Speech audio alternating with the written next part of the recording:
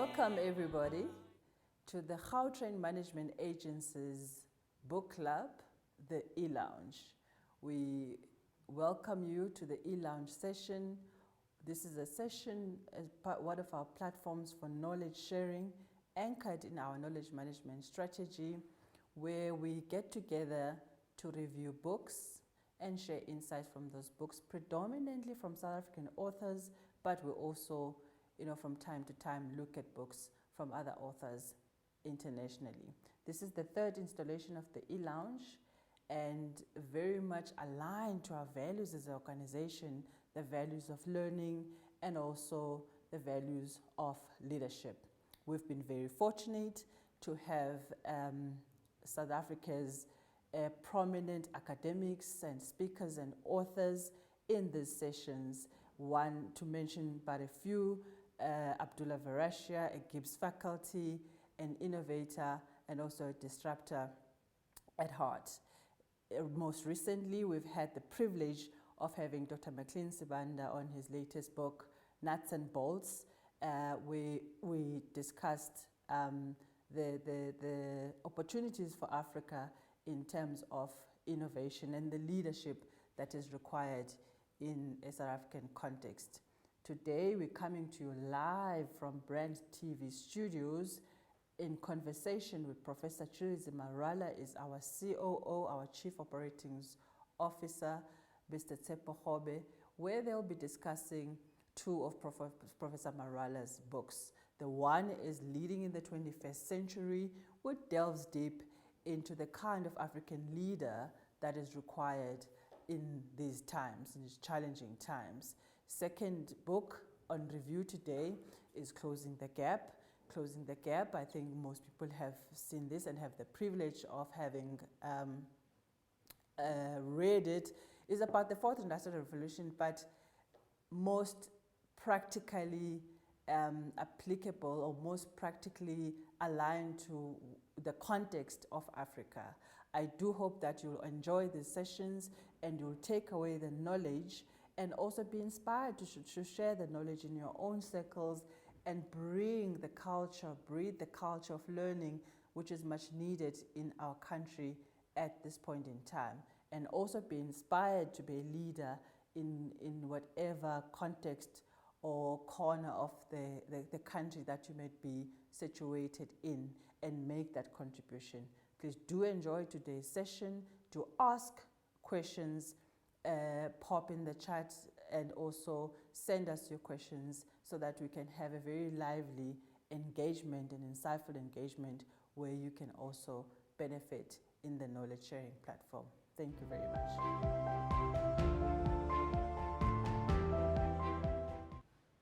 Welcome to the Gautrain Lounge. I'm Tsepo Khobe, the Chief Operating Officer of the Gautrain Management Agency, and I happen to be your host today.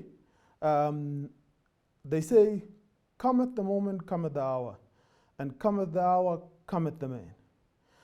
The moment, South Africa's fledgling economy. The hour, the setting up of the Fourth Industrial Revolution Presidential Commission. The man, Professor Tshilidzi Marwala. Welcome, Prof. Thank you very much, Tsepo, for inviting me to come and have a conversation with you. Today we'll be talking to the Prof about his two books, incredible books, Prof. And for me is, I know you can give a brilliant lecture, but I'm looking at you to be able to be the storyteller that I now know you to be, and the incredible space that you'll be giving us time to be able to talk about the book. In between everything else, I'll ask you a lot of questions and we will engage. The first book is Leading in the 21st Century. And in the book, the Prof, in his normal style as he does it on Facebook, where he would ask you a very difficult question, the Bible says, find the kingdom of heaven and all will come into pass. And Kwame Nkrumah comes up and says, find political freedom and all shall come to pass. But Tshilidzi Marwala says, no. Find education and it will all come to pass. And he is not only a contrarian, but he's a great scholar, a man who has multiple qualifications. But I still want to ask, Prof, artificial intelligence, 22 years later, you've been in the game. How did that come about? Well, you know, when I wanted to do a PhD, I went to the University of Cambridge to do a PhD. And I was not really sure what I'm going to be doing my PhD on. So I spent quite a great deal of time going around, talking to professors, asking them about the projects that they were doing. And I was sitting at lunch with a gentleman called Nando de Freitas. In fact, Nando de Freitas is a South African. He's now based at Google DeepMind in London. So I asked him, I asked Nando, what are you working on? He said, artificial intelligence. And it sounded like a very cool thing to do. So that is how I got into artificial intelligence. Of course, artificial intelligence is actually quite old. The term originated in 1956 in a summer school. John McCarthy was the person who came up with that word. And you can even go beyond, below that. Turing, what Turing was doing with the Enigma machine was actually artificial intelligence. Of course, it was a primitive version of it, you know. But many people still say that Turing is actually the father of artificial intelligence. So that's how I got into artificial intelligence. And of course, things have changed over the last 25 years. The first thing that has changed is that we have much, much more data than ever before. The second thing that has changed is that we have much more capability to process that data. So the computational power has increased. It increases exponentially, a concept called Moore's law, that every 2 years, computational power actually doubles. Now, given the fact, given those two changes, then we're able to do things that I actually never thought could be done. Understanding speech, for example, a machine to understand speech. The paradigm has shifted quite a great deal. You know, the idea that for a machine to understand you, you will have to train it yourself with your own voice has now been discredited simply because you can be able to have millions of voices and form probability distributions to be able to model the uncertainty that comes with the differences in our voices. But Prof, with great power comes great responsibility. As you know, Stanley put it up as part of the Spider-Man movies. And one of the things I want to engage you on is the issue of cybersecurity, the issue of data security, the issue of protection of personal information. Things brought up by Pindiwe Kunene when she's saying to us, we should watch carefully. What is it that we are trying to do? But I want to ring back to something that is important to me. The famous anthropologist cum singer, Jonathan Johnny Clegg, sings in the Scatterlings of Africa, and he says, in Africa, man and machine are forging steel, singing, machine could never beat being human being. And he carries on and he says, African ideals make the future bright. Your two books speak about that. It speaks not only about being human being, could never ever, machines could never beat being human being. And in as much as you scare the hell out of us by saying jobs are going to disappear, you're also telling us that there will be new jobs. So that Africanness, that Ubuntu that talks to being human being, and African ideals make the future great. Tell us more about, first is the beginning. Well, Tepo, I was actually looking forward to hearing you sing the song, you know. I was getting very excited that you were going to actually sing the song. Oh, bro, I can't say, I can't sing too. What I got to save my life? So basically what is happening now is that machines are doing many, many things that are done, traditionally done by human beings.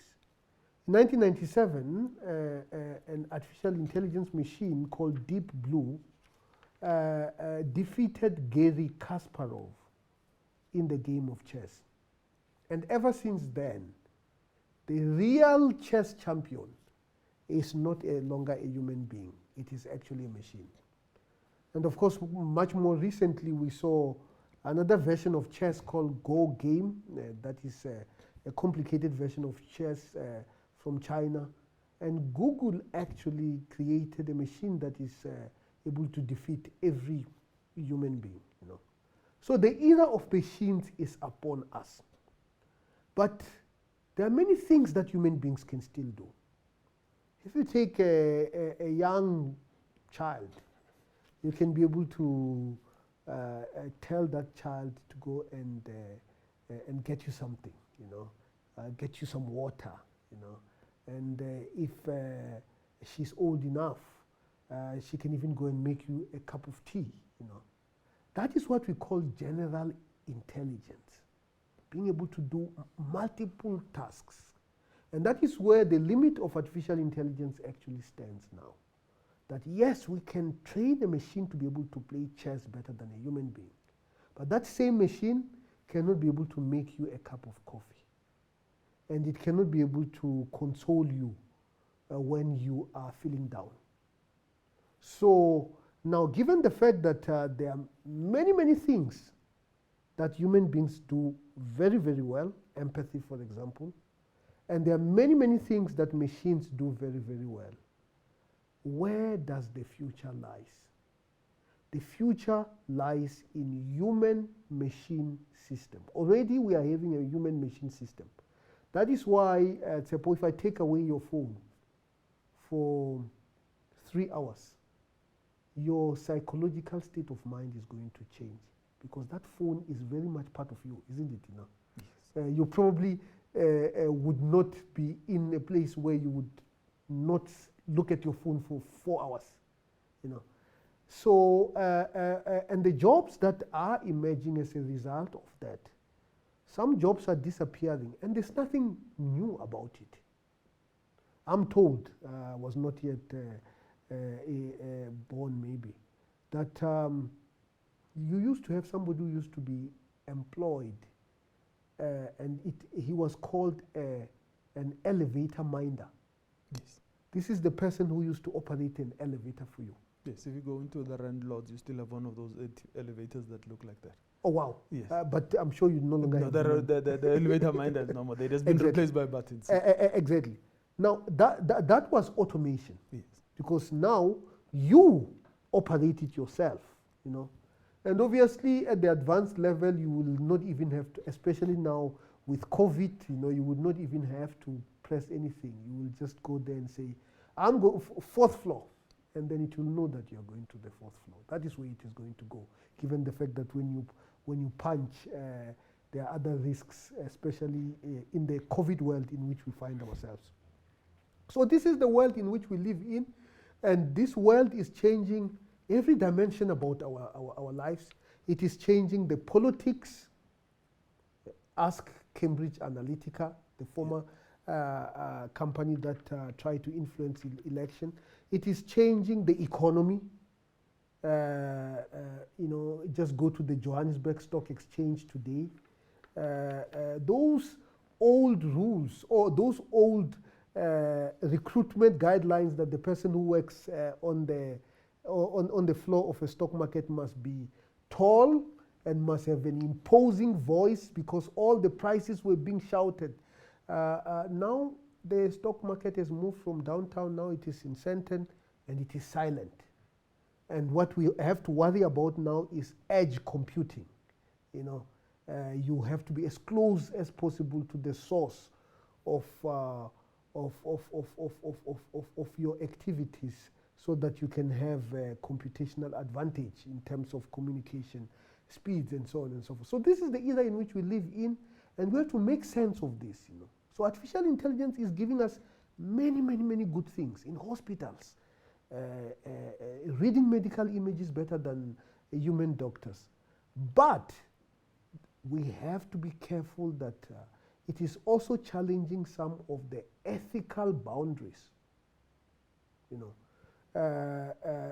Issues of data privacy, issues of discrimination, algorithmic discrimination, issues of who is accountable when these algorithms actually make mistakes. Those are all ethical issues that we ought to make sense of. Prof, on that note, Terry Eagleton, as you clearly quoted him, he says, critical reflection on human values and principles should be at the center of everything. But I want to take you to another song. As in the hopefully this time you will sing. I will so probably sing the catchy hook line on it. As the song goes in the background and everybody knows the awa awa, Video killed the radio star. And in Video Killed the Radio Star, the singer laments the fact that music will be made from a it will be synthesized. And he clearly writes, we meet in a, what do they call it, in an old disused warehouse to be able to listen to a symphony that had been recreated by machine. And you see, that is a song from probably the late 60s going into the 70s. It's a pop song, and a lot of people have never actually listened to the lyrics of Video Killed the Radio Star. Now, you challenge us in the book to be able to say, it is not that the arts will be created from a computer imaging and all sorts of other things, but it is the understanding of the arts and AI that come together. But before we go in that direction, and first and foremost, I see we already run off with what they call it with the conversation. Who is Tshilidzi Marwala? And the young man who came from Venda. That's all we know. And without, what do they call it? At the moment, he's the man with the plan. The moment came and he's the man with the 8-point plan. Who is Tshilidzi Marwala? Well, I grew up in Venda. I was just telling you that your CIO was in school with me, younger than me, obviously. As you can see, my beard, is white. And I grew up there, but I was surrounded by many educated people.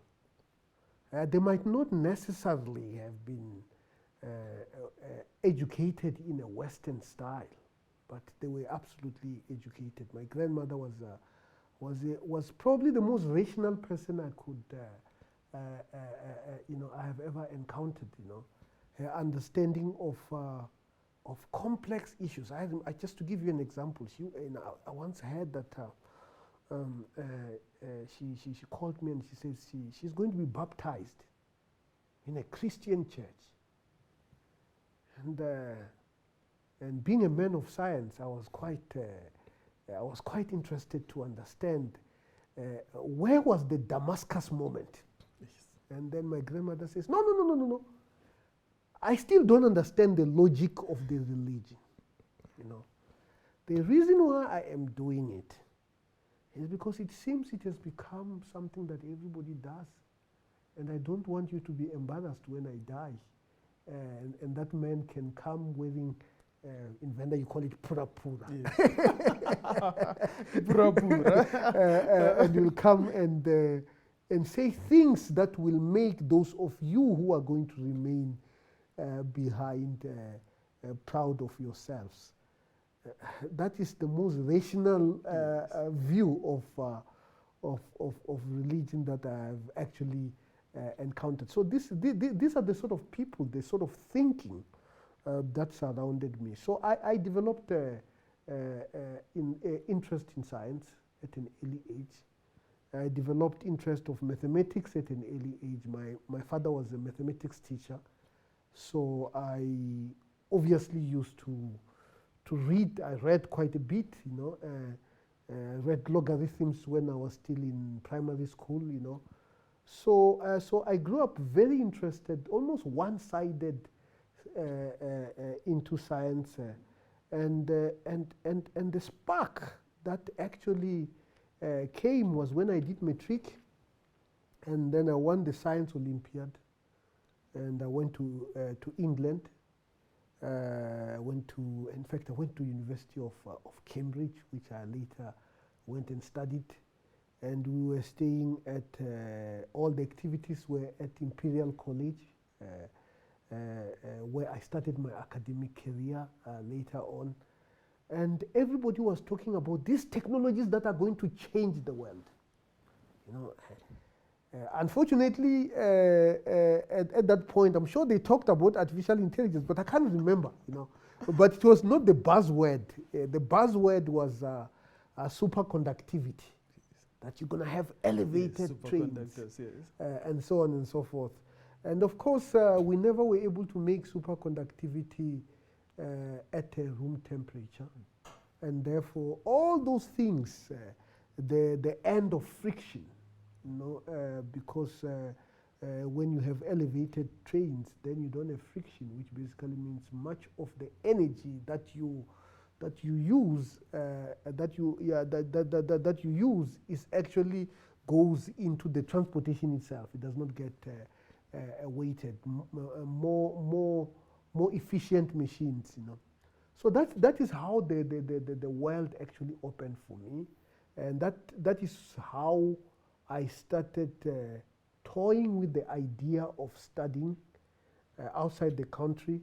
That is how I saw the emergence of China, because there were many students from all over the world, and you could see the type of questions that the Chinese students were asking were not the sort of questions that I could necessarily understand. I got into the politics of the Cold War because we were in the same room with people representing two different countries, East Germany and West Germany, 3 weeks before the fall of the Berlin Wall, you know. So it was a defining moment. So that is how I came about. So I studied in my village, Tutuni, and then I went to two high schools, Dimani for the first 3 years of my high school, and Biri for the remaining. And after that, I really wanted to go and study overseas. So I spent a year in Johannesburg studying A-levels at St. John's College. And then I went to University of Cape Town for 6 months, and then I proceeded to Cleveland, Ohio, out of all the places in the world. But nonetheless, I really enjoyed it, you know. Studied mechanical engineering. I still think is a discipline worth studying because it's so multidisciplinary. And I developed interest in economics when I was an undergrad, you know. Because the American educational system is very multidisciplinary. So when I arrived there, they tell me that you have to take 12 semesters of human and social sciences, and 6 of them must be in one subject. So I took 3 acting classes. I was in a play, My Children, My Africa, Ethel Fugard. I was Tamim Bikwana in that play. I thought I was going to take 6 acting classes. After I had to write a portfolio on a play that was being played there, and I Be waited. careful, Prof. I've got a green screen here. I might ask you to act. But acting. So I did 3, and then I did a history of South Africa. I did a history of science and technology. I did 2 psychology classes. And now in AI, the dominant AI algorithm is called reinforcement learning algorithm. You know, I learned reinforcement learning not in an engineering course. I learned it in psychology. You know, very. Then I took 6 economic classes. So that is why when I write, my love for economics does come out because I spent literally 3 years studying it. Prof, with that in order they call it. So when I was at university, unfortunately I am also an engineer by what do they call it, by training. Which engineer? I'm a civil engineer. Oh, that's a good one. But now have gone into IT and what do they call it, and all that has to relate to the fourth industrial revolution more than anything else. And we'll talk about self-learning as we continue talking about this. But one of the things that was always amazing me was how people spoke about economy and its difficulty and how economics and how it's not easy to do. Then I went and studied my, for my MBA classes, and I had to do economics. And I found it to be the easiest subject in the world. And later on, I got to realize that the problem here lies with the inability to compute and understand graphs. Mm. And I want to engage you on the level of maths literacy, and I hate the term, and the ability to understand maths. Now, you were saying if we were to change universities and make sure that universities teach the right things, an engineering student will have to take on all of these other courses, including economics, and which I believe in, and a lot of the universities have changed their, their extra accreditation and have added economics into it. But if you were to push it into other parts of what they call it, of the curriculum, if people came without proper maths understanding, how are we going to manage? And as a nation, how do we resolve the conundrum that sits with the maths literacy and the challenges that sit with that, Prof? No, absolutely. I mean, the issue of economics obviously is an issue that I have been talking at my university about quite a great deal. That maybe we are not training economists too well in South Africa. Okay. Because if you check, the people who win Nobel Prizes in economics are engineers, are mathematicians, are physicists, and many of the concepts that you learn in economics. I mean, let me just give you one concept: equilibrium. Yes. How do you understand the concept of equilibrium if you have not studied physics? Yes. That you have a point of equilibrium. It's not a point in which you are fixed there. It's just that when whatever is happening, you tend to converge to that point. Yes. That is what equilibrium is all about. So, and of course, people will say, Thomas Piketty says, no, maybe economics has gone too far because it has now become pretty much a branch of mathematics in many ways, but that is not exactly the case, because even there's also the element of behavioral economics that is more psychological. It's just that the mathematical part of economics is the dominant, and many people who win Nobel Prizes tend to get that. Now, coming back to your issue, what do we do to get our people more literate? I'm one of those people who believe that one of the best inventions that we have done is to invent the subject called maths literacy. Now, is it good for somebody who is scientifically minded to take maths literacy? No. Okay. Absolutely no.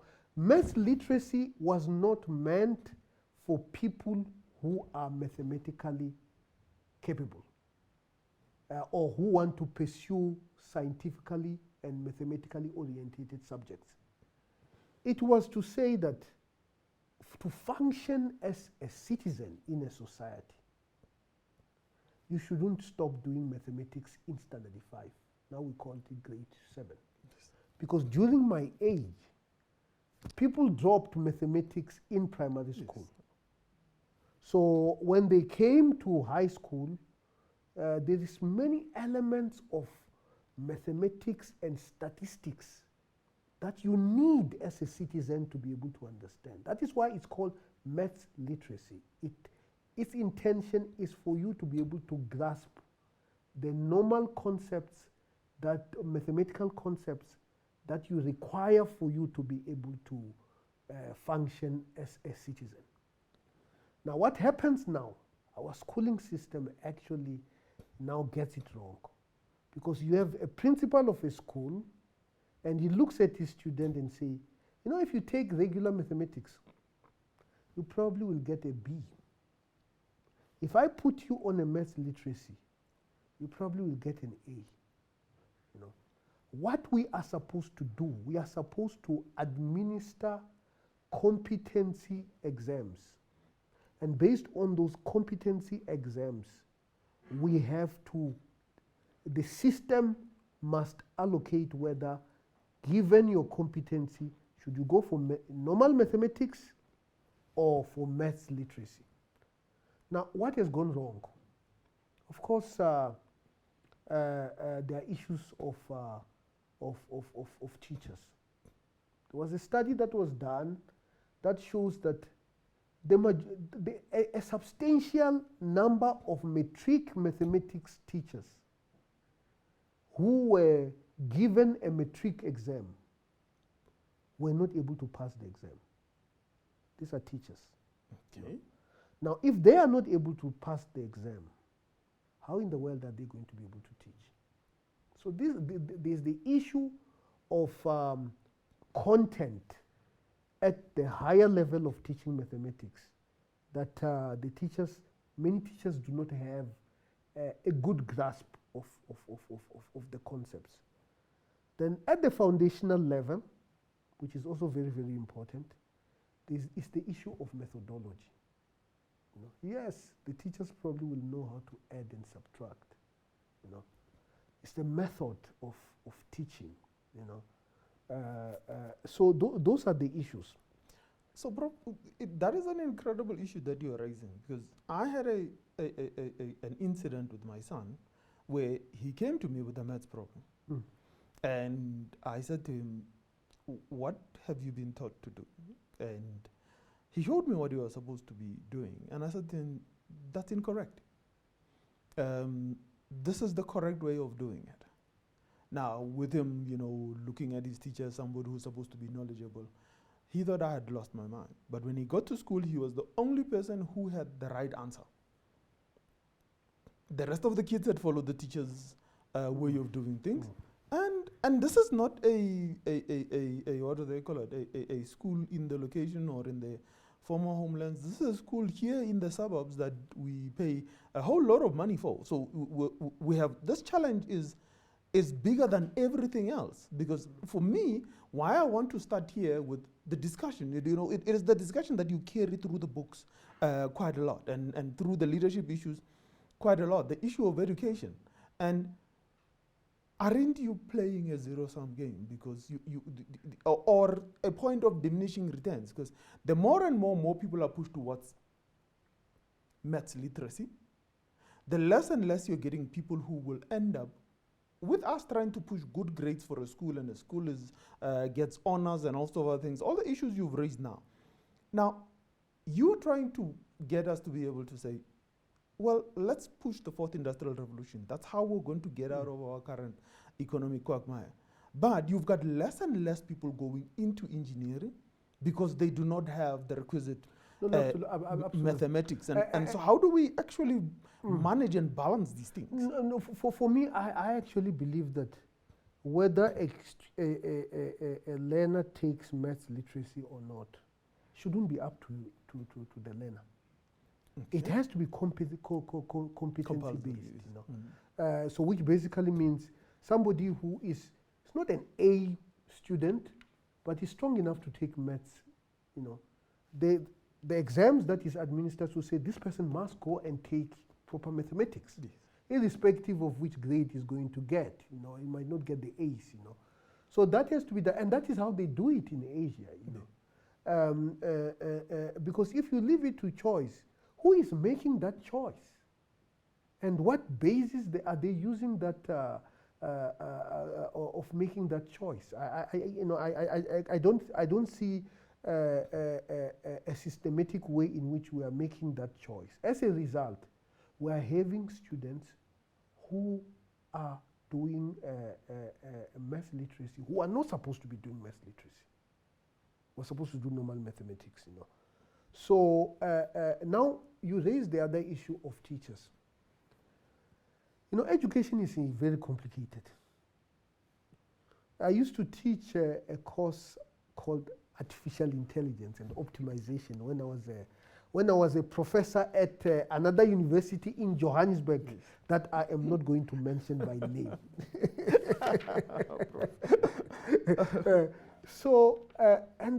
And then there will be aspects about the course that I know I am really good. I won't even need to prepare. And there is always an aspect about the course where I can see that, you know, I am really not as competent as I'm supposed to be, you know. And that will mainly be areas which are quite far from my research interest, you know. So the last time I engaged this was when I was in a classroom, you know. I have not engaged this material, you know. And that is why when you go to many universities in North America, you realize that even a course will have many people who come and teach. You know, because if you are doing dynamics, okay, let's say for you it will be statics. You know, somebody will probably you know, will understand you know, the forces, you know, and somebody might understand the material aspects, you know, isotropic materials and all that type of stuff, you know. And then they come and teach things that they are competent on, you know. Then when you go to the schooling system, some of the topics that we are teaching to our kids at school are complex issues. I mean, I'll give you an example. And now I'm thinking for myself when I was in high school. Electromagnetism.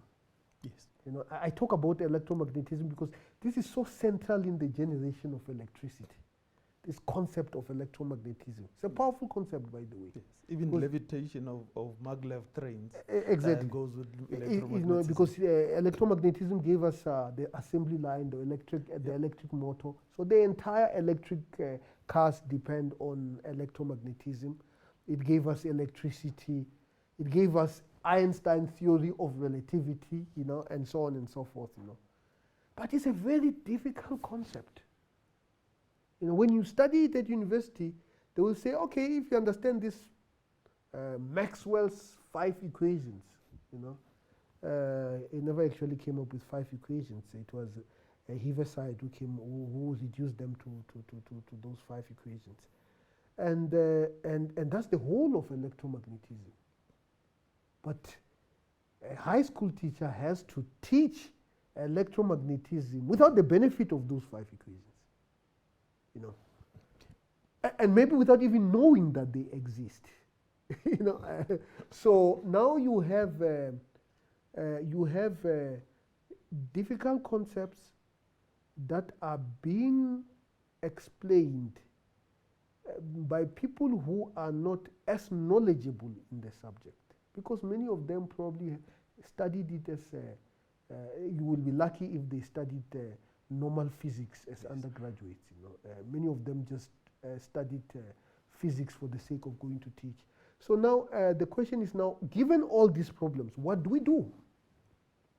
Now, with the 4th Industrial Revolution and all these courses that are online, for the first time, we have the opportunities to draw from the online platforms that aspects of our coursework which we are not as competent. We'll come and play a video. We come and play a video. Well, it's not a video now. You know, you can see I'm still stuck in the past. You know, you go to some app, whether it is Coursera, and you just do electromagnetism. Yes. You know. And you can even get a Nobel Prize winner to explain it in a way that is actually quite easy for people to understand and grasp the concept. But Prof, with all of that, we still haven't gotten to a point where we're teaching critical thinking. And by its nature, you've unraveled the problem at the lower end. And when you come up to the high level, and I'll be honest with you, When I joined the Gautrain Management Agency 6 years ago, we were looking to capacitate ourselves to the level that we're capacitated at. And I sat in on a lot of interviews with a lot of people. A lot of people have certification, but they do not have knowledge and enlightenment. And the ability, and we have a lot of our questions that are not competency-based, but they are asking you to critically think. Look, I mean, critical thinking obviously is a difficult skill, you know. I mean, I can draw from my own upbringing. Yes.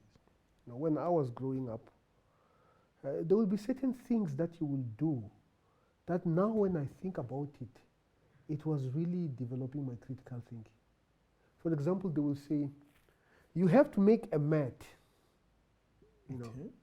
And to go and make a mat, you have to go and cut a specific type of grass. I don't know whether you have the experience of that. And then you can even color it by boiling it and putting all sorts of colors. Also pigments. or pigments and so on and so forth. That is critical thinking. That is complex decision making. From what grass to cut, how do you infuse interesting colors and even shapes, because you know you will have all patterns and so on and so forth. That was critical thinking, you know. And the second thing that we used to do, we used to make clay cars. There was clay cars. There was an era of clay cars, and then there was an era of wired cars. The wired cars were so successful that the commercial people actually started making them. All of a sudden, we were seeing the commercial aspect of it. You can still find it now commercially. I'm not too sure whether if I go to my village, I will find a kid who has made that thing for themselves. Again, it is critical thinking, creativity, design, you know, and so on and so forth, you know. I guess what I'm trying to say is that, you know, to get all these skills, and the other thing that I want to talk about was you know, you will be asked, come and tell us a story. In Venda, they call it Lungano. And normally it's not a story that you were told. It's a story that you are supposed to make up. You know, and there will be kids whom you could see these are creative people. I mean, they are telling a story. It is all made up, obviously, you know, but it makes sense and so on and so forth, you know. We have lost all that. I guess what I'm trying to say is that you don't need sophisticated apps to nurture critical thinking. Yes. You don't need, you know, huge amounts of money to be able to get some of the skills that are quite needed in the fourth industrial revolution. You know? Prof, by its nature, what you've just said now brings us directly to African knowledge systems. And the use of 4IR to actually not only preserve them, for us to be able to share them, for us to learn from them, and for us to be able to, you know, you raise the issue of translations and Google, and if you were to give it any African language translation, it always butchers it. Now, there are opportunities there. The question I have is, why haven't we taken them up? I mean, my good friend Alistair Mukwena is now the head of Google in South Africa, and you know, and what is there that is, you know, how are we going to build up this African knowledge system, and not build it up, but bring it back to a point where you've raised the issue of using clay cars. We used to play with a what do they call it? A game called Sveja. You put a clay ball on top of a whipping willow stick, and you can throw it as far as possible. And that's elasticity. You make movies using a candle, and yes, and then you yeah. No, The documenting, the bringing it together, and then ultimately the incorporating it into the way we are teaching and the way we are growing things. And you bring up quite a lot in both books about African knowledge systems. Look, I mean, I must confess, I don't use. I don't use the word indigenous knowledge system at all.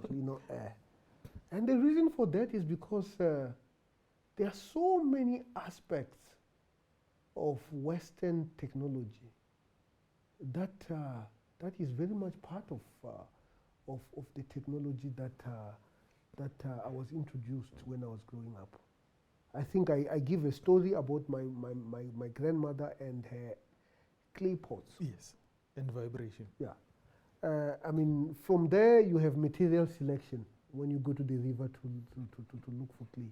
And I tell my kids about clay and river. They don't understand the connection between the two. Only you can tell what are they going to make clay pots building sound like a logistic nightmare. It is a logistical nightmare because we will travel to this place and she will know, and then you will get the clay, and then you come back, and then she will form that shape.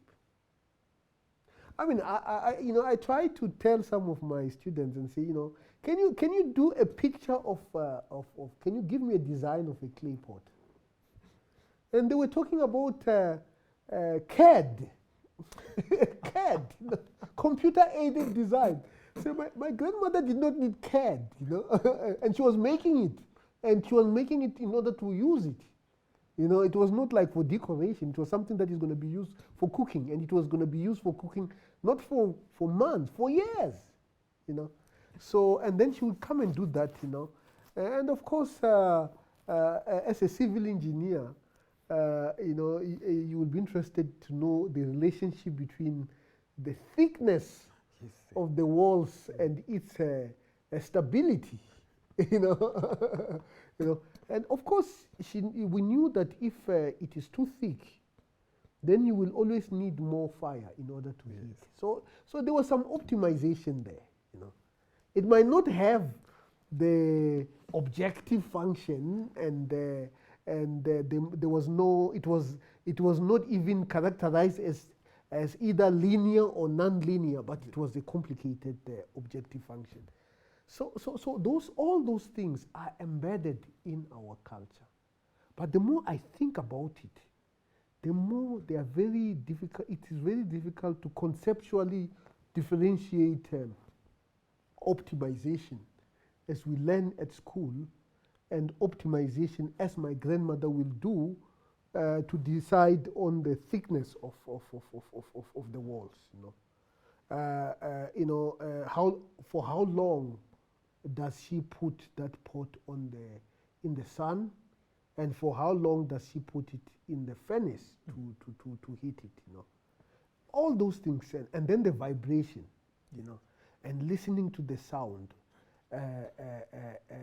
and of course all those things. In vibration they will say damped structures. They are damped structures because they are made out of clay. They are not isotropic. They are actually much more complicated. They are more composite, not composite. They are more ceramic materials now. So all those things. Now coming back to the issue of indigenous knowledge, without using the word indigenous knowledge, there is a great deal of wealth in our culture. The scientific and so on and so forth. What we ought to do is to record it, to use that knowledge to try to explain things, to bring that knowledge into our classroom. Because, the same way I'm using my grandmother's clay pot to basically describe non-destructive testing. That's what they call it now, non-destructive testing. Now, can you imagine if you can be able to bring things that are closer to people's cultures to explain concepts and the impact of them understanding it? I mean, I still remember when I was learning dynamics, they will have these things about rotating things And normally it will be taken from Florida, Disneyland type of, Yes. of things. And you have no clue what you are dealing with, you know, to explain concepts. No, I want to move from education a little bit, Prof, and go on to the issue of data. Data in itself, as in the information we collect and all of that, and then data in a fight I've been fighting alone, and I see in the one book you raise the issue. You know, the data that you use to operate your phone and the internet and access to the internet itself. Now, first and foremost is we don't collect enough data as a whole, as what do they call it, as a nation. And when we collect it, we do not have the computational capabilities and know how to be able to manage it and what do they call it, and create its veracity and make sure that it's useful. Then you've got the ability for people to be able to access the internet and give their own data and everything else. But let's start on this end of the collection of data and the teaching of how to manage data and to create valuable information out of it. We are nowhere, as what do they call it, as a nation. Yeah, no, look, I mean, data is the new oil. And data is being collected in the African continent. It's just that it is not being collected by African companies. You can imagine how much information does Facebook collect from Africa every hour? Huge, isn't it?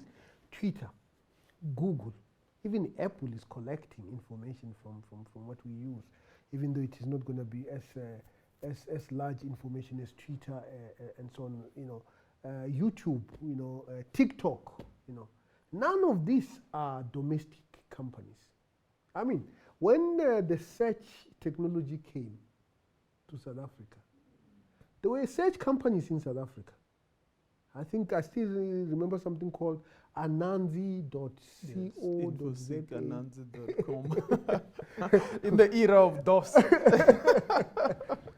Google killed all those companies. So Google and Facebook and Twitter and now maybe TikTok are the largest gatherers of data. And the reason why they are collecting such large amounts of data is because our regulatory framework is very, very weak. Now, I was reading that Amazon, the Germans now have issues with Amazon. Yes. You know, the European Union has a law called the GDPR, yes. the right to be forgotten, which basically means when you disconnect from Facebook, you should be given a choice that I want you to eliminate all the information about me, you know, as a right. In Europe now, it is a right. Then you have the issue of processing the data. There was a time when you needed sophisticated parallel computing infrastructure to be able to process that data, so that you don't fall victim of what I call the Nigerian phenomena, where Nigeria used to produce lots of oil because they did not have refinery capacity. They will export it to Europe and import the processed one because they did not have processing capability. So the question is, do we have the processing capability of our data? No. I have two students, very smart students. One is called he just completed a PhD, Rendani Mbuba. He's a Google fellow. Mm-hmm. And then the other one is Tsakani Mumwe. He's also a Google scholar. Yeah. Google scholars are fellows. These are people who get that, I think, $500,000 prize, and they're sponsored for their PhDs, and they spend 3 months in Mountain View every year, and so on and so forth. And they're running very sophisticated models, you know. You know where they do their processing? They buy computational power. So you can go to a cloud and buy computation for an hour and do all your computation for an hour for quite a competitive price. You know, for quite competitive price. Of course, you can't do critical things using the cloud, for example, the Chinese are not going to go and buy an Amazon cloud to do some critical things that are, so you must have your own capability of building your own data centers, data processing center, supercomputer, computing or high performance computing capabilities, and so on and so forth. So the technologies is now more available than ever. Like for example, when Rendani and Sakani do their computation, they can borrow huge amounts of processing power for like what? 200 rands for an hour. And in an hour they can run multiple simulations and be able to come up with insights that they would not be able to get if they were using a normal laptop. Okay. Yeah. So, Prof, in itself, we've dealt with two of the key issues in the 8-point plan. First is the human capacitation, which is the education, and now you speak about building multiple institutes. And first, take us through the 8-point plan in its simplest form. Yeah. So basically, we came up with the 8 recommendations of the Fourth Industrial Revolution Commission. Okay. And the first one is building human capacity development in the areas relevant to the Fourth Industrial Revolution. AI, we need to start teaching it in primary school. By the way, one of the books that I've written is my first AI book for kids who are under the age of 8. You can buy it on Amazon. It's a nice book. And it is, and once kids read it, they will know everything they need to know about AI, conceptually, obviously. They won't be able to write an algorithm. They will understand the concept of algorithm. So the second one is, because the biggest driver of the Fourth Industrial Revolution is artificial intelligence. Establish a National Artificial Intelligence Institute that focuses on the application of this technology to all areas of our economy. The reason why I am not too worried about capability to develop algorithms is that many of these algorithms are now available for free. Google gives you TensorFlow. Of course, it's not really for free. They're giving you the algorithms so that you can develop apps on Android platform. Do you understand? Yes. And then obviously, Apple will also give you free algorithms because they want you to also develop apps on the iOS platform and so on and so forth. So the development of AI Institute. And then there's the issue about industrialization. The reason why we have deindustrialized is because we have not sufficiently invested in the technologies of production, automation, robotics, and so on and so forth. Then we have recommendations on incentives. One economist was asked, summarize the whole of economics while I stand on one leg. Okay, of course, it's not really like that. It's an old Jewish concept of Hillel. The elder was once asked, summarize the whole of Torah while I stand on one leg. Yes. And then he says, do unto others as you would have them do unto you. The rest is commentary. Go and learn. So it was a similar question. Summarize the whole of economics while, and his answer was incentives. So we have a recommendation on incentives. What are those incentives? The Chinese have the special economic zones. Tax breaks is another form of incentives. All sorts of incentives, incentivize the adoption of 4IR technologies across the board. Then we have recommendation on infrastructure. Very, very important. I think it's not only telecommunication companies that deserve to have spectrum. I think the Gautrain must also have its own spectrum. The European Chamber of Commerce came to talk to me and say, the European companies are interested in spectrum because the robots are now talking to each other in their factories, and they don't want to be those robots to be talking to each other through some telecommunication companies network. You know, hospitals, schools, all those entities must have their own spectrum. You know, so it's part of infrastructure, the digital divide, and so on and so forth. And then there is a recommendation around data. You know, we need to think about data storage. We need to think about the processing power. Do we build or do we rent? Is it the cloud or is it inbuilt? Take into account that data centers actually consume a huge amount of energy. Some people are thinking they should be put in the sea.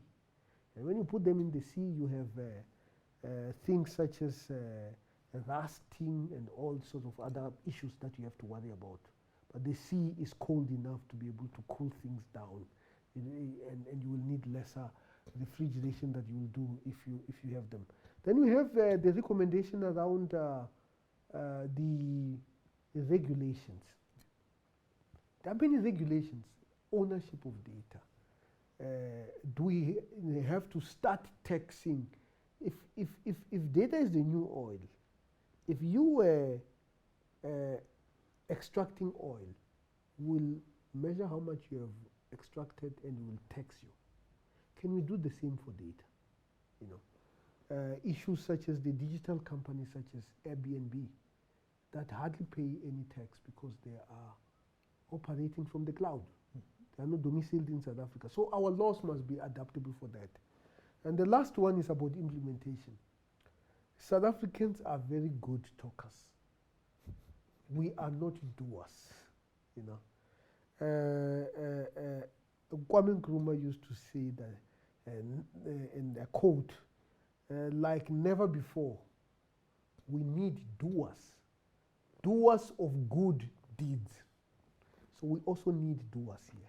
Prof, on the 8 points, I want to challenge you. In the one book, you speak about Wakanda and vibranium. And you say we should stop dreaming. And then as we stop dreaming, I'm sitting there, I'm going, but we have our own vibranium, which is the platinum group metal, which is in abundance in this country and which is the core component of hydrogen fuel cell. Now, couldn't we create our own Wakanda through the platinum? I'll tell you the story about that thing. So I went to the University of West Indies. So I had Wongani Mulunga, Dr. Wongani Mulunga, I had Dr. Nolita Vukuza, I had Professor Adekeye.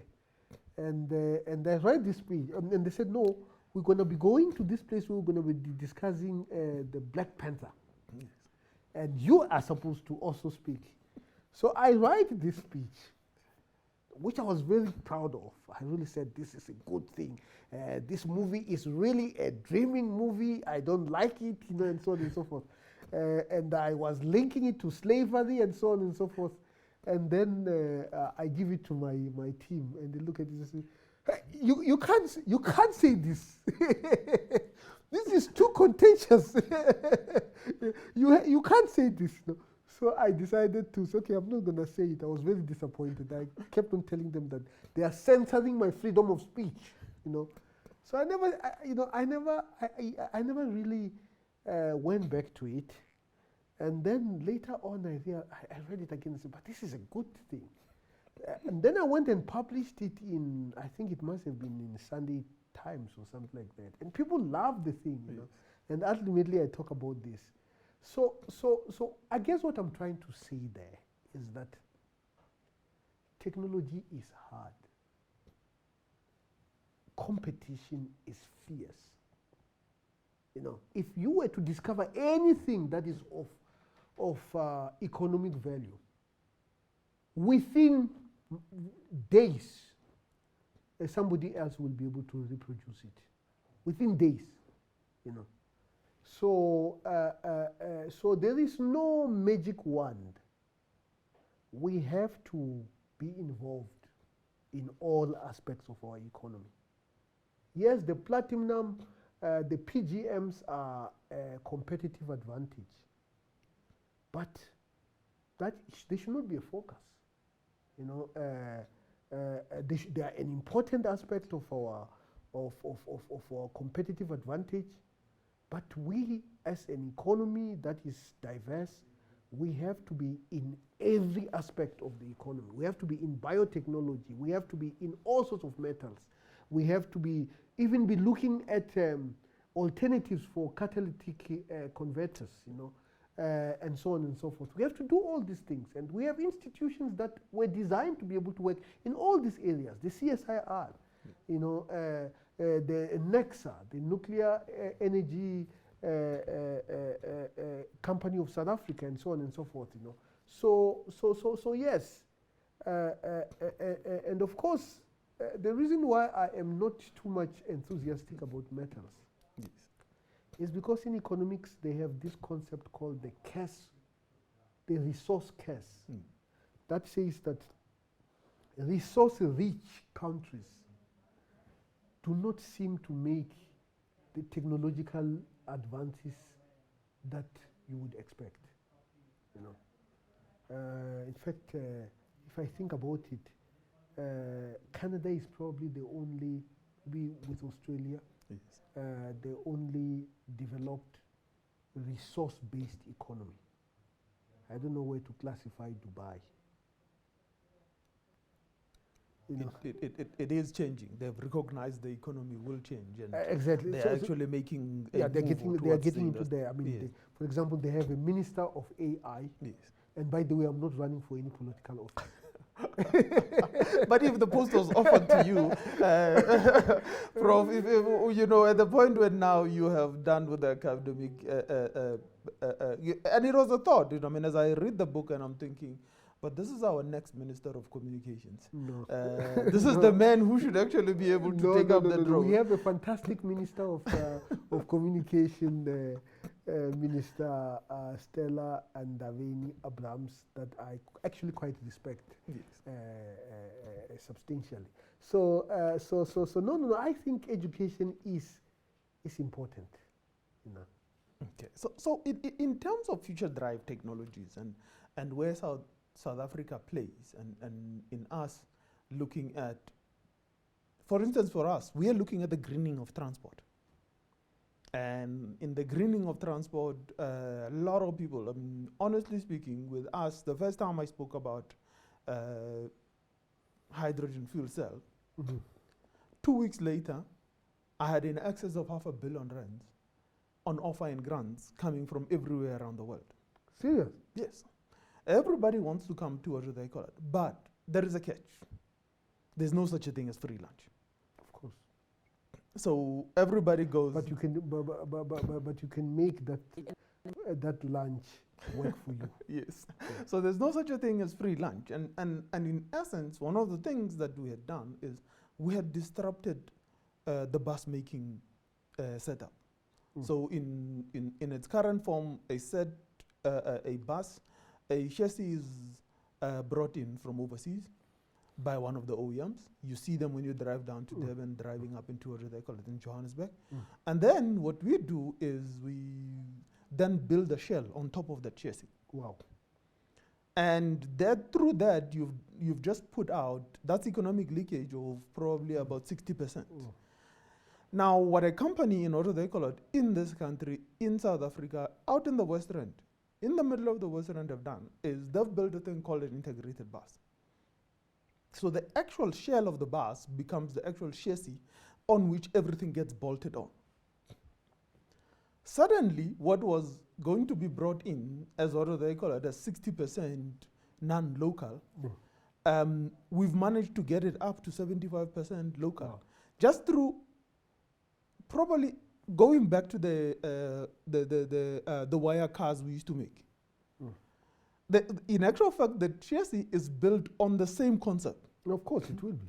Interlinking, parts of what they call it, of the chassis, but making a monocoque that then allows the bus to be much more safer. Because if you've built it as one unit and everything is bolted on board, then we will, what do they call it? Then what happens with it is it then ends up with us being able to make it much more safer, because what you have is you have this one unit. If it rolls together as one unit, and all that will happen is the wheels will probably, if they detach, but it has allowed us one other thing. The ability for me to be able to take out the diesel engine out, the ability for me to put in a diesel hybrid setup, and then the ability for me to go completely electrical, and ultimately go up to, what do they call it, to hydrogen fuel cell. And that is what do they call it? That is actually local knowledge, and that has been brought in, and it's part of, and on that bus we now have the ability to can collect as much information as possible, set up cameras, and all sorts of other things. And we are going from where we're thinking about not only the big bus. We've developed a 9-meter bus, which is a smaller bus that can zip around in cities. The idea is also to go to an e-taxi, an electrical taxi. Can you imagine the whole of, what do they call it, of Johannesburg or Bree with just buzzing and no fumes and nothing and all of that? No, absolutely. By the way, we used to be there before. You know, I don't know whether you still remember the double-decker buses that were powered using the trolleys. They had the pantograph. Yeah, exactly. Yes. So absolutely. I mean, this I'm quite impressed. You know, because the green economy is an opportunity for South Africa to leapfrog. One of the things that we have done at the University of Johannesburg is that 15% of our electricity now is generated from solar. And we are finding out that the payback time is only 3 years. And with escalating cost of electricity, because what people don't realize is that universities are not supposed to have blackouts. So whenever there is blackout, we are running generators. You know, so if now you have solar that can be able to take 15% of your load, and it's going to be 20% by the end of the year, then you are talking about some very, very serious savings in financial terms. But of course, there are other advantages, environment and so on and so forth. I mean, South Africa is still relatively clean in terms of pollution, air pollution. You know, we do have our own issues when you go to Secunda and other places like that. And we need to maintain that. Having said that, Prof, before we go to the Q&A, I see I've just been given my order. We've been having so much of an incredible chat here. I had forgotten that we need to get to that part. With the 8-point plan, are we not trying to marginalize an ill-posed problem and try and make it a well-posed problem? Create a straight line towards where we're going, whereas we should actually be creating a myriad of opportunities, but with first actionable steps. No. I mean, absolutely. I mean, I like the idea of an ill-posed problem, because that is really what AI is all about. Is ill-posed. All inverse problems are ill-posed. And maybe in a nutshell, just take the viewers through what an ill-posed problem is. So I found it quite a riveting notion to be able to find. Yeah, so ill-posed, I suppose I was speaking about Putina. Yes. That is the leader of the AI initiative in Russia. That is the daughter of Vladimir Putin. And normally, if you are, for example, if you you wanted to listen to the sound of a car and be able to tell me what car it is, that will be imposed. Simply because probably there are many cars that Sound exactly. sound exactly the same, you know. So you have more than one possible, viable possible solution. And artificial intelligence is all about that, because what in essence you are doing, you are observing the data, and you are building a model that has the characteristics of the data. That problem is still posed because you have many models that you can be able to build that will be able to explain that data, you know. Then of course the person, the Russian famous mathematician Paul Gromov came up with something called regularization to make ill-posed problems well-posed problems.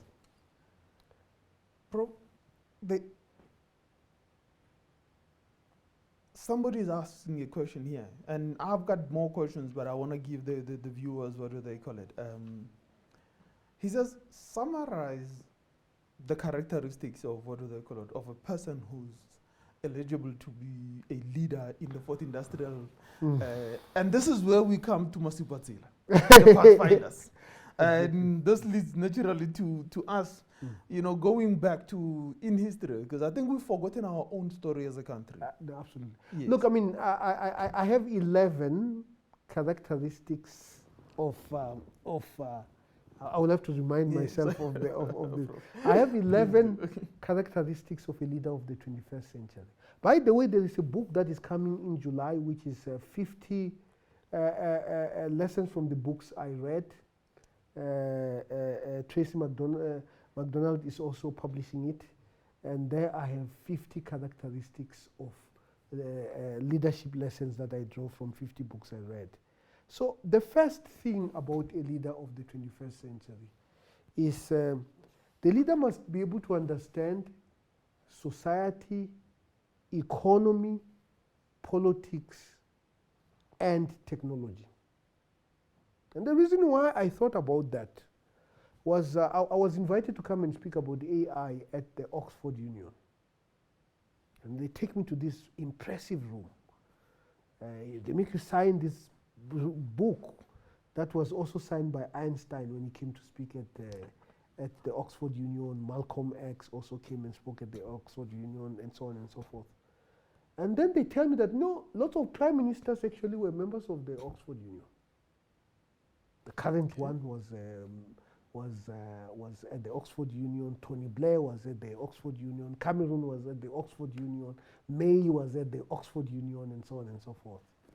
And many of them come and study a funny degree called PPE, Politics, Philosophy, and Economics.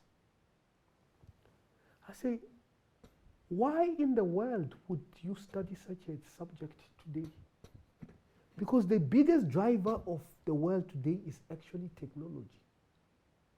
So that is why we came back to University of Johannesburg and we introduced a degree in politics, economics, and technology. It's a degree, you know, BA in politics, economics, and technology, PET, you know. So that's why here I say the person must understand society, economy, politics, and technology. The second one, such a leader must understand leading countries, and here I'm talking about China and United States. And by the way, if any of your team is interested to learn Mandarin, we offer a free course in our Confucius Institute here at the University of Johannesburg, where they can teach you about Mandarin. Fantastic, because today you have to understand China. Of course, you have to understand United States, but you also have to understand China. Then, I think it was the US President, Harry Truman, he said, not all readers are leaders, but all good leaders are readers. So the leader must read and read widely. Those who do not read must not lead in this new era. And such a leader must be hyper passionate about development of society. Because if you are hyper passionate about the development of society, you want your streets to be clean, you want your schools to be well governed, and so on and so forth. In fact, our society will work if all of us are passionate about development of society. And we must be passionate about education. And education is broader than what you get at school. What you get at school is just a slice of education. Education comes in our communities, whether it is in our homes, whether it is in our clubs that we belong to, you know, and so on and so forth. And of course, such leaders must have what I call fourth industrial revolution mentality. That is, they have to understand decision making and so on and so forth. Such leaders must be effective communicators, written, spoken, and technologic. Because technology is now a very important aspect of communication. You know, we know what tweets are doing. You know, whenever Elon Musk tweets, there is a commotion at the New York Stock Exchange. You know, then this mathematical thinking, you know, very, very important, logical thinking. Such a leader must be a builder of institutions. You know, as a vice chancellor, one of the things that I did was, was to build the financial arsenal of the university. When I came in, it was 1.1 billion rands in the bank. Now it is 2 billion rands. And then we built infrastructure, including Media 24 now is our new Johannesburg Business School. So building, you know, in fact, the problems of South Africa is our inability to understand engineering thinking, whether it is maintenance, you will go to a municipality and somebody will say, but why are you removing that thing? It still works. The reason why you are removing that cable on that elevator is because of risk management, isn't it? No? It has to be removed while it still works, because if you don't, somebody is going to die. And then obviously, such a leader must understand the grand challenges that confront the planet. Thank you, Prof. You spoke about implementation, and somebody is asking you a question. How is SA responding to the fourth industrial revolutions, and how's the implementation going of the 8-point plan? No, I think the implementation is going very well. We had the South Africa AI dialogue, where many organizations came together to chart a way forward for South Africa. So the implementation is going very well. Our recommendations have been taken very, very well. I am speaking to the government of Namibia, who are interested in this, in some of the things that we have done in South Africa, to see how relevant it is in Namibia. I chair the Africa Center for Internet of Things in Kigali, because Rwanda is actually simply advanced when it comes to these technologies, and they are doing fantastic things like delivering blood supplies and other medical things using drones to rural areas, you know, and all those things are actually quite exciting. But Prof, talking about ESCOM, the ESCOM paradox, if I may call it that. I have a chapter on it. Yes, the ESCOM paradox and maintenance. Now, having been in what do they call it, as I tell a lot of people, I've been in the railways for 22 years. I've got trains in my veins. I try to live and do other things and do mining, go into energy and all sorts of other things, but I always come back here. I've got trains in my veins. So the question that I have is, with us not teaching maintenance as a science, as part of what do they call it, of engineering school and all sorts of other things, and ultimately over the years I have gotten to a point where now we're no more talking about, you know, maintenance management, and we're talking about asset integrity management, and we just simply ask the question, are these assets fit for service? Every morning when I wake up, that's the first question I ask myself. Are our assets still fit for service? Are they still, which means all the additives that have to go with maintenance and the management of the asset, does it create a risk where I will not be able to deliver service on that day? and us moving on from where we were as a, what do they call it, as an organization. Now, ESCOM in itself, at some point in time, had more engineers than any other SOE in South Africa.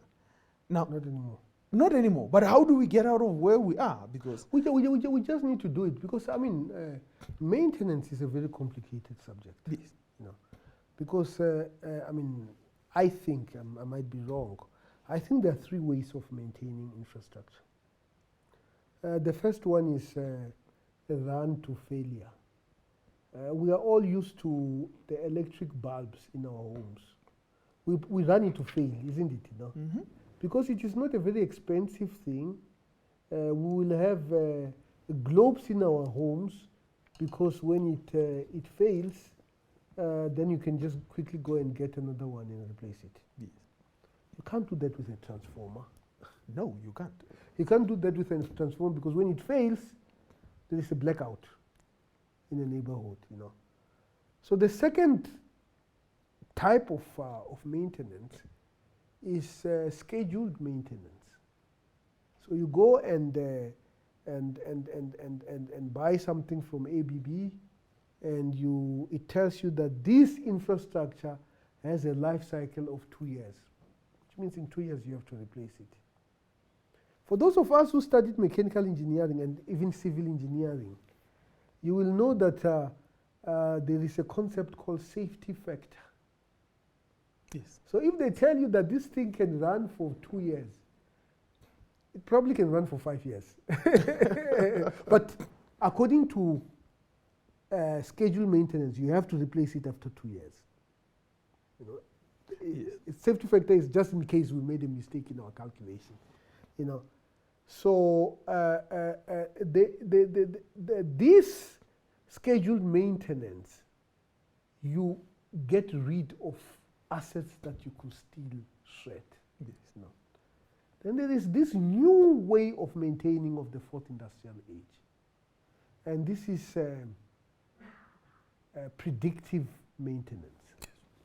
You monitor systems so that you can extend the life cycle and you can be able to use it. You know. But the question that we have to ask ourselves when we look at our energy, it seems we're running things to failure in many ways. You know. We are running transformers to failures. And we don't really have many transformers in stock because they're very expensive. 30 million rands, you can't just have 30 million rands gathering dust and rust in some warehouse. You're not going to have too many of that. So it seems we have reached a stage where we have run our infrastructure beyond its normal life cycle. And once we do that, we're supposed to move directly to predictive maintenance, and we have not done that. And how are we going to get out of that? Get engineers to work in those areas. Get engineering thinking in those areas so that we can be able to deal with these issues.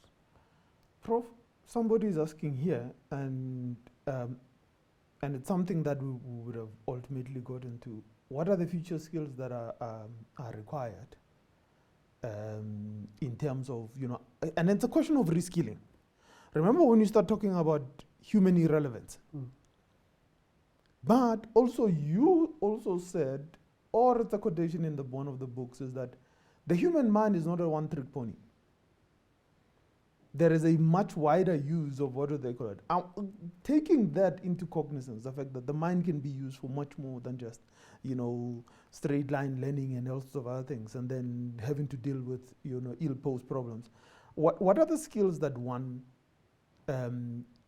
has to learn in the fourth industrial revolution to be able to reskill themselves? Well, I think multidisciplinarity is very, very important. Okay. I think understanding of technology is also very, very important. Whatever it is, you know. One of the things that we have introduced at the University of Johannesburg, we have an introduction course in artificial intelligence, which everybody, irrespective of what they are studying, must take. Okay.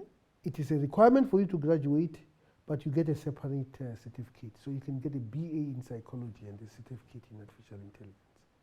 does not teach you to program, but it teaches you what is this technology, how does it work, what can it be able to do, what are some of the risks, and so on and so forth. It's more like a general knowledge type of a course. So people must understand technology. Then there are skills that machines are not going to be able to do. Moravec has a criteria. I talk about it in the thing. So skills that have human touch, care type of skills, old care, because caring, whether it is in an old age home, a human being just does that much better than a machine, So now, in terms of education itself, what are the skills that we need to have? Problem solving, creativity, judgment, critical thinking. Those are the skills that the World Economic Forum has identified as key in the Fourth Industrial Revolution. Working under a great deal of uncertainty. Those are the skills that you need. Prof, I've got a super ill-posed problem here as a question, and it's got so much answers, but I just want you to pick one that comes to your mind immediately. The issue of poverty and our social context. Now, I've always been challenged every time I've spoken about the Fourth Industrial Revolution or spoken about technology or stuff. I think how do we master the Fourth Industrial Revolution when we haven't mastered the first three? And which somebody thinks of that as a linear progression. Now, I wanted you to deal with that, but then also talk about how do we incorporate the issue of resolving the poverty issue, the socio-economic issues that lie in our society using the Fourth Industrial Revolution. I mean, let's look at the First Industrial Revolution. Steam engine. Yes. I think it is quite possible for a country that never had a steam engine to basically put a railway line and get electric and even green trains. It's not a linear progression. You don't have to go to, when you introduce the Gautrain, you did not even think about steam engine. No. And I'm sure you don't have engineers who would be able to operate a steam engine today. Of course, you will have to train them to understand how does it work. How much coal do you put it to the furnace? I need those guys to run ESCOM. Exactly. Well, maybe those are the people that you should get if you're going to be running a steam engine, because that's exactly what they do. You have boilers. You have a boiler in a steam engine, and that boiler is the one that has the pressure that goes and move the goods and services. So it's not linear, and we can be able to insert ourselves. China did not industrialize during the First Industrial Revolution. It's not even industrialized during the Second Industrial Revolution. The only Asian country that did in the Second Industrial Revolution was Japan. It did not industrialize in the Third Industrial Revolution. The electronic age, when it began in the 50s, China had the Cultural Revolution in the 60s. It's only in 1978 when Deng Xiaoping came into the picture that things changed for China. And if you look at the China's mastery of the Fourth Industrial Revolution, it's absolutely impressive. And they did not have to go to the first, second. Of course, they had to have electricity and all that type of stuff, but they did not have to go to the steam engine to be able to be ready to participate in the Fourth Industrial Revolution. Prof, you said in our current education system, we developed maths literacy, and it was a bright idea. But somebody is asking a question here. Do you think our education system as it is right now is equipped to produce leaders and also produce leaders in the Fourth Industrial Revolution? Yes and no. Yes and no. In the sense that leadership is not something that can just be produced within the confines of formal education. That is why the British invented all sorts of clubs. You can call them whatever you know, whether it is the Scouts, whether it is the country club, whether it is even churches. Those are the places where leadership is actually nurtured. You know, you're given responsibility for whatever you are responsible for. You know, so unfortunately, in many schools, the sports. I mean, you know, I still remember when we used to have soccer teams in our schools, and somebody will be given the responsibility of making sure that the uniform, the equipment and everything else, yes, the kit is there. It's clean and all that type of stuff. You have somebody who will be the captain. You will have those are leadership skills, you know, attributes that you can get. So I guess what I'm trying to say is that we have elements that will be able to produce leaders of the fourth industrial revolution. It's just that they probably are in the private domain. Okay. You know, they probably are in private schools. They probably are in the private clubs, whatever the club you belong to, you know. We need to move to an area where when you go to Mdeni in Soweto, you see people organizing, you know, organizing sports, organizing activities in communities. I think we have lost that. You know, I mean, when we were growing up, you will even have music.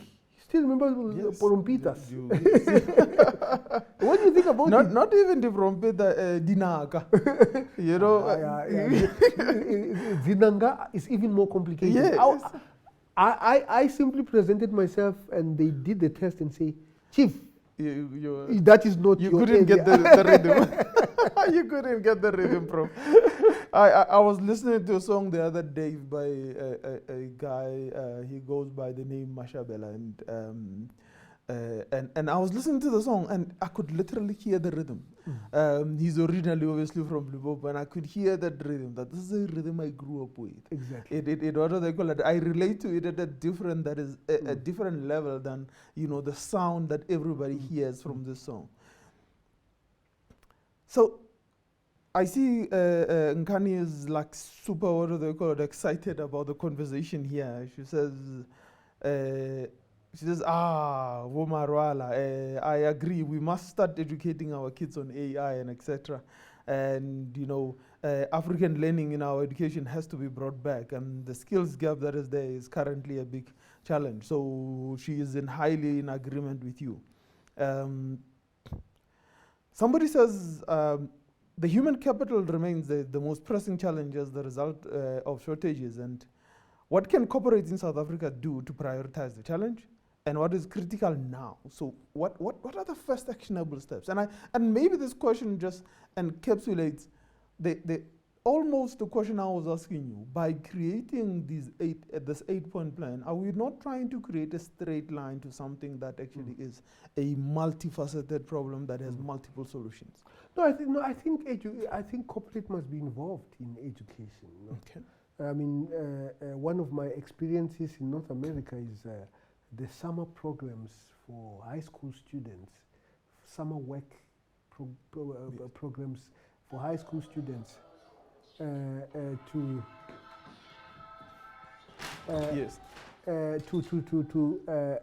summer work problems to sorry for that, I lost it. Summer work programs to get people to understand what is happening in the workforce. Yes. You know, we can have that in South Africa.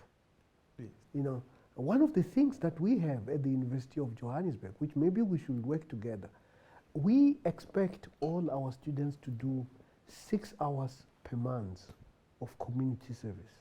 Okay. And what we really wanted, and we went to the mayor and said, you know, it can be as simple as you, our neighborhood, you go out and just clean your neighborhood. or it can be as complicated as somebody coming to an office on a voluntary basis to do that which you think that person can be able to do for 6 hours, so that they can get to understand what is going on. I think that is what you call knowledge transfer. Yes, knowledge transfer. Yes. I think our corporates have moved away from skills. Okay. We have far fewer corporates that are creating bursaries, for example. Mm-hmm. We have far fewer corporates that are taking students on an internship basis to do these things. So we need to bring those things back. Prof, I am delighted that you're talking about those things, and we, as we are, I still believe that take a girl child to work day should be a permanent issue that we deal with at all points. But I also want to take you up on what they call it on the issue that you raised of how do corporates bring people together to be able to do what has happened. We are due to come back to you about our partnership with the University of Johannesburg. And so some of these things we will build into that partnership memorandum as we go forward. I think we are almost at the end of what they call it of our conversation. I enjoyed myself. I didn't want it to end. I work with very powerful women, so she's instructing me here on what to do. So before we end our sessions, I'd like to thank a few people on what they call it. So the CEO was online and he joined us, and he's greatly enjoyed the conversation. I get a sense me and you, we can sit for years and not even hours talking to each other about various things that what they call it. But first and foremost, thank you to you for the 2 books. It's riveting reading. If you look at my notes, the last few books I've reviewed had notes, but not as much as I had put together on here. I didn't even get to some of my questions. A good book, I always say, has to send you to other books. Absolutely. And the number of times I'm going, but I need to go and find out more about that. And that's the incredible thing about the books. We've had some of our board members joining us on what do they call it, on these sessions. Ms. Moloto Stofilo was on there. Our previous person that we interviewed, Dr. Matlin Sibanda, who you know very well from the former CEO of Matlin. Yes, of my very good friend. Of what do they call it. And I think Tracy McDonald is on board, and she's been gracious enough to be able to bring help us with working with you guys to build up everything else. And I think thank you for the collaboration. As they said to me, there's gifts here, and we gotta make sure that what they call it, that you do not leave without the gifts. Thank you, sir. Thank you very much.